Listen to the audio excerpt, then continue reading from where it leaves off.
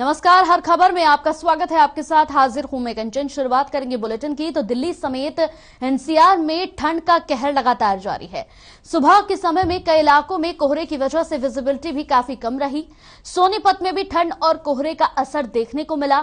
ठंड और कोहरे की वजह से लोगों को काफी परेशानियों का सामना भी करना पड़ा। गाड़ियों की रफ्तार काफी धीमी रही। वाहन चालकों को सड़कों पर यहां फॉग लाइट का इस्तेमाल करना पड़ा। वहीं धुंध के चलते हाईवे पर भी जाम की स्थिति यहां पर बनी रही। तस्वीरों में भी आप देख सकते हैं कितना कोहरा है। जींद में लोगों को सुबह के समय काफी परेशानियां हुई। मौसम विभाग का कहना है कि पहाड़ों में हो रही बर्फबारी के चलते अभी कुछ समय और शीतलहर चलेगी।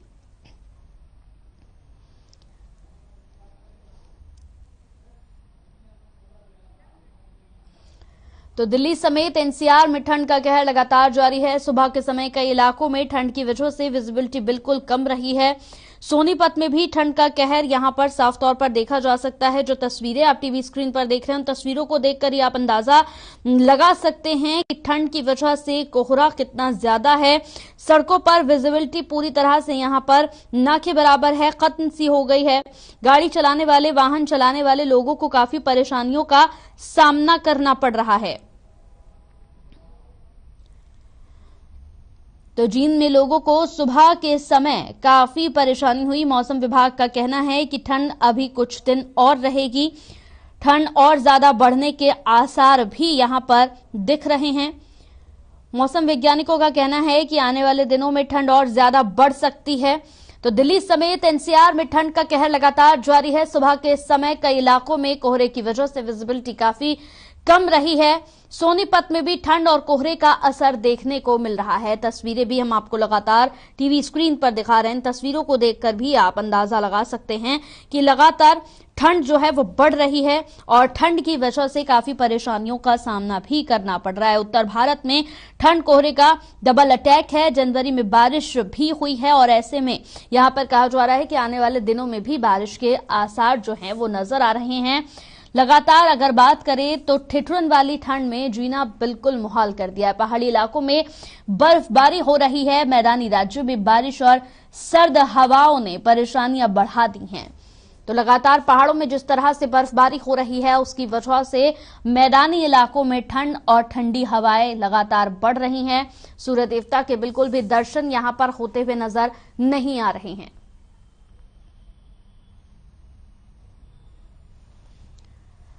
तो दिल्ली समेत एनसीआर में ठंड का कहर लगातार जारी है। लगातार जिस तरीके से अपडेट हम आपको दे रहे हैं, उत्तर भारत में भी काफी ठंड है और ऐसे में ठिठुरन वाली ठंड ने जीना मुहाल कर दिया है। पहाड़ी इलाकों में लगातार बर्फबारी हो रही है और यही कारण है जिसकी वजह से मैदानी इलाकों में भी लगातार ठंड का कहर बढ़ता जा रहा है। घने बादलों ने सूर्य देवता के दर्शन दुर्लभ कर दिए हैं। इसी बीच मौसम विभाग ने भी साफ तौर पर यह कह दिया है कि अभी ठंड से राहत नहीं मिलने वाली है। उन्होंने चेतावनी दी है कि ठंड आगे और बढ़ सकती है। मौसम विभाग की माने तो लगातार जिस तरह से अभी तक बारिश हुई है, बारिश ने 122 साल का रिकॉर्ड तोड़ दिया है। इससे पहले 1995 और 1979 में जनवरी में लगातार बारिश देखने को मिली थी। मौसम वैज्ञानिक लगातार यहां पर कह रहे हैं कि अभी भी ठंड जो है वो कम होने का यहां पर कहीं से भी कोई अनुमान नहीं लगाया जा रहा है, बल्कि अनुमान यही लगाया जा रहा है कि ठंड अभी और बढ़ सकती है।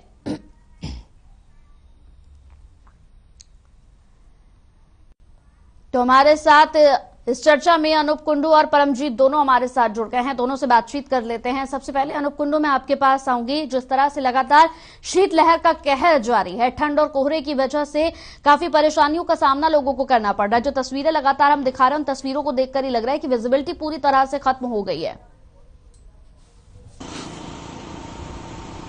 हाँ बिल्कुल कंचन, जिस प्रकार से पिछले एक सप्ताह से हम कह सकते हैं कि मौसम में काफी परिवर्तन देखने को मिला है और लगातार बारिश हुई है। बारिश भी ने जो इस जनवरी माह का रिकॉर्ड है पिछले कई साल का रिकॉर्ड तोड़ा है। इतनी बारिश इस बार हुई है और इसके साथ साथ अगर आज की अभी की हम बात करें तो अभी जरूर एक बार सूर्य देवता ने दर्शन दिए है। थोड़ी सी धूप खिल चुकी है, लेकिन जिस प्रकार से मौसम विभाग के वैज्ञानिकों का कहना है कि आने वाले समय में लंबे समय तक ठंड रहेगी, यानी कि जनवरी का जो सप्ताह बचा है उसमें जरूर पूरा जनवरी आपको ठंड देखने को मिल सकती है। तेज हवाएं चल रही है, लगभग जो हवाएं चल रही है उनकी स्पीड जो है 2.5 किलोमीटर प्रति घंटा की स्पीड बताई जा रही है। इसके साथ साथ घना कोहरा सड़कों पर देखा जा सकता था। सुबह अभी सूर्य देवता के दर्शन देने से पहले हम कह सकते हैं कि घना कोहरा सड़कों पर था। जो आने जाने वाहन है उनको काफी परेशानियों का सामना करना पड़ रहा था। और कंचन, मैं साथ में बता दूं कि इस वक्त हम खेतों में ही हैं। यहाँ पर इस बारिश का अच्छा असर देखने को मिल रहा है। जो किसानों की फसलें हैं वो बहुत अच्छी हैं, क्योंकि इस समय बारिश होना किसानों के लिए फायदेमंद है। खास करके गेहूं की फसल, चना और इसके अलावा जो सरसों की फसल है, इन तमाम फसलों के लिए रबी की जो बिजाई है अब उसमें बारिश का अच्छा महत्व है। इस समय अगर बारिश होती है तो किसानों की पैदावार बढ़ जाएगी।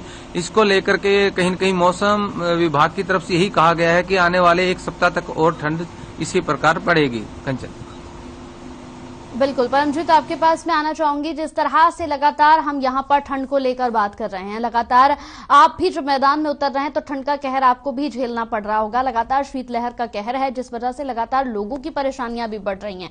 किस तरह का हाल है? देखिए, पूरे उत्तरी भारत में जो है शीतलहर चल रही है और ठंड का कहर जारी है। हालांकि जींद जिले की अगर बात की जाए तो सुबह से ही फोग का कहर देखने को मिला है। जो वाहन है वो रेंग रेंग कर चलते नजर आ रहे हैं और लोगों का ये कहना है कि अब भी जो है ये जो ठंड पड़ी है 120 साल का रिकॉर्ड आज ठंड ने तोड़ दिया है। क्योंकि देखिए, अभी तक भी जो है सूर्य देवता के दर्शन नहीं हुए हैं। हालांकि यात्रियों को ये कहना है कि हम जब रोहतक जाते थे तो हमारे को 1 घंटा लगता था, अभी उसी सफर का हमारे को 2 घंटे लग रहे हैं। तो काफी परेशानी का सामना करना पड़ रहा है, क्योंकि कुछ बसें भी धुंध की वजह से लेट हो चुकी हैं और यात्रियों को काफी परेशानी का सामना करना पड़ रहा है। हालांकि बच्चों और बुजुर्गों के घरों से निकलना काफी मुश्किल हो गया है, क्योंकि बच्चे और बुजुर्गों के लिए बेहद ये जो ठंड है हानिकारक है। हालांकि गेहूं की फसल की बात की जाए तो ये जो ठंड है उनके लिए लाभदायक है। लगातार 2 दिन से हो रही बारिश ने जो है मौसम की लगातार से 2 दिन से हो रही बारिश ने एक बार फिर ठंड बढ़ा दी है, क्योंकि अभी जो है बहुत ज्यादा ठंड है। और देखिए, बात की जाए सिविल हॉस्पिटल की तो लगातार ओपीडी में भी इजाफा हुआ है, क्योंकि खांसी जुकाम के मरीज हैं उनकी बढ़ोतरी जो ओपीडी है उनकी ओपीडी में लगातार ओपीडी का ग्राफ है वो बढ़ रहा है। और फिलहाल की अगर बात की जाए तो ठंड का कहर पूरे उत्तरी भारत के में जारी है। और देखिए, जिस तरीके से पहाड़ों में बर्फबारी हुई तो उसका असर भी जो है हरियाणा में देखने को मिला है। काफी ठंड बढ़ गई है। और जींद जिले की अगर बात की जाए तो देखिए, जो रोडवेज है उनकी तरफ से 2 अस्थायी बसें लगाई गई हैं रेन बसेरे की तरफ से, जो यात्री रात को वहां पे रुकते हैं 15-20।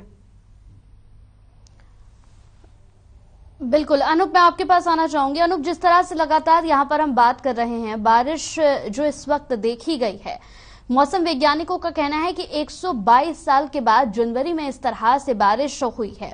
यहाँ बिल्कुल सही आपने कहा कि किसानों के लिए तो राहत भरी खबर हो सकती है, क्योंकि फसलों के लिए ये बारिश और ये ठंड और ये साथ ही जो सुबह के वक्त ये ओस होती है, ये खेतों के लिए, फसलों के लिए बहुत अच्छी है। लेकिन आम लोगों की अगर मैं बात करूं तो आम लोगों के लिए मुसीबतें लगातार बढ़ रही हैं, क्योंकि एक शहर से दूसरे शहर जो लोग काम करने के लिए जाते हैं उनके लिए बड़ी दिक्कतों का सामना उन्हें करना पड़ रहा है, क्योंकि विजिबिलिटी पूरी तरीके से खत्म हो चुकी है सड़कों पर। बिल्कुल कंचन, जो कामकाजी लोग हैं या कामकाजी महिलाएं हैं उनको लिए ये जो ठंड का मौसम रहता है, कोहरे का मौसम रहता है, ये काफी नुकसानदेह रहता है, क्योंकि उन्हें सुबह सुबह अपने काम पर जाना होता है।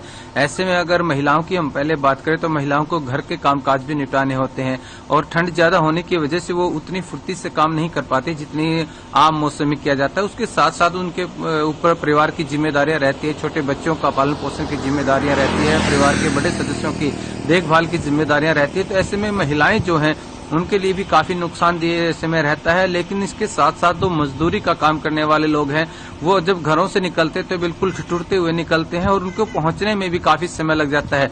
अपेक्षा पहले की जो 1 घंटे का सफर होता था, जैसे परमजीत बता रहे थे, वो बढ़ जाता है उसका समय, क्योंकि जो वाहन है उनकी गति जो धीमी हो जाती है धीरे धीरे, और सफेद पट्टियां जो सड़कों पर लगाई गई है उन्हीं का सहारा लेकर के वो अपने स्थान तक पहुंच पाते हैं। लेकिन आज की फिलहाल मौसम की बात करें तो हिसार में जरूर मौसम खुला है और सूर्य देवता ने जिस प्रकार मैं पहले बता रहा था दर्शन देने के बाद हवा भी कम है। हवा की स्पीड पिछले एक सप्ताह से 2.5 किलोमीटर प्रति घंटा की स्पीड से थी, लेकिन आज कुछ हवा में भी हम देख सकते हैं कि इतनी तेजी से नहीं है जितनी पहले थी। और अगर इस तरह से अगर दिन में 2 घंटे भी मौसम खुल जाता है तो हम कह सकते हैं कि उसका प्रभाव पूरे दिन तक रहता है। अगर 1-2 घंटा भी सूर्य देवता निकलते हैं तो ऐसे में मौसम का जो है एक टेम्परेचर मेंटेन हो जाता है और इतनी ठंड नहीं रहती जितनी दिन भर कोहरे और धुंध की वजह से रहती है। कंचन, बिल्कुल। परमजीत, मैं आपसे सवाल पूछना चाहूंगी, जिस तरह से लगातार यहाँ पर प्रशासन की ओर से क्या कहा जा रहा था कि अलाव की व्यवस्था की जाएगी, तो क्या आपके यहाँ पर अलाव की व्यवस्था की गई है? क्योंकि कई ऐसे लोग हैं जो रेहड़ी पटरी वाले हैं, जो सड़कों पर ही अपने यहाँ पर रोजगार को लेकर बैठे रहते हैं, उनके लिए क्या व्यवस्थाएं की गई है? क्या अलाव की व्यवस्था की गई है प्रशासन की ओर से?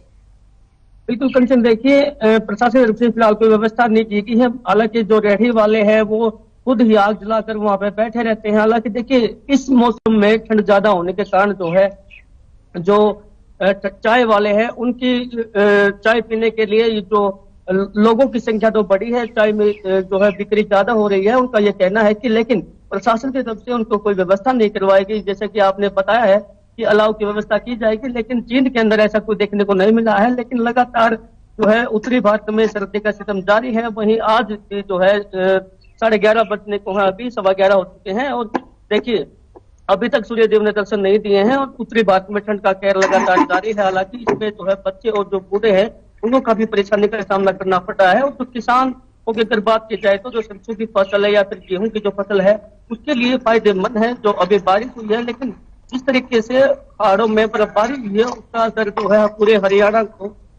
हरियाणा में देखने को मिला है और जींद में जो है सर्दी का सितम जारी है। कंचन, बिल्कुल। अनूप, मैं आपसे यही सवाल पूछना चाहूंगी, जिस तरह से लगातार प्रशासन की ओर से कहा जा रहा था कि अलाव की व्यवस्था की जाएगी और जो लोग हैं, जो बेसहारा लोग हैं, असहाय लोग हैं, जो रेहड़ी पटरी वाले लोग हैं, जो अपना रोजगार सड़कों पर लेकर बैठे रहते हैं, उनके लिए व्यवस्था की जाएगी। क्या अलाव की कोई व्यवस्था आपके यहाँ की गई है?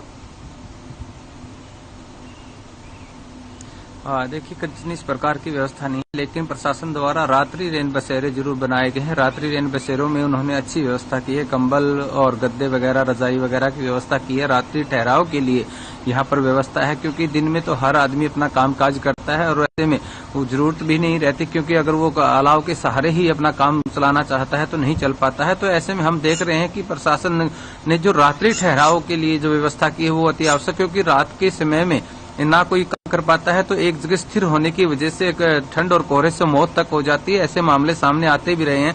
तो ऐसे में प्रशासन ने जो रात्रि ठहराव के लिए रैन बसेरे बनाए हैं वो उनका काम हमने देखा है। यहाँ पर खुद हिसार के उपायुक्त और डीआईजी ने भी सड़कों पर उतरकर इन चीजों का मायना लिया है, उस चीजों को देखा है और कंबल तक वितरित किए हैं। तो जरूरी है कि ऐसे में प्रशासन अपनी जिम्मेवारी समझ रहा है। इसके साथ साथ आम नागरिक को भी अपनी जिम्मेदारी समझनी चाहिए। अगर हमारे आसपास कोई इस प्रकार का बेसहारा व्यक्ति दिखाई देता है तो जरूर है कि वो कम से कम अगर स्वयं उसकी मदद नहीं कर सकता तो प्रशासन तक उसकी बात जरूर पहुंचाए, ताकि प्रशासन उसकी सहायता के लिए आगे आए। चलिए आप दोनों को यहाँ रोकना चाहूंगी। यहाँ वक्त है एक छोटे से ब्रेक का, जल्द हाजिर होंगे और नजर डालेंगे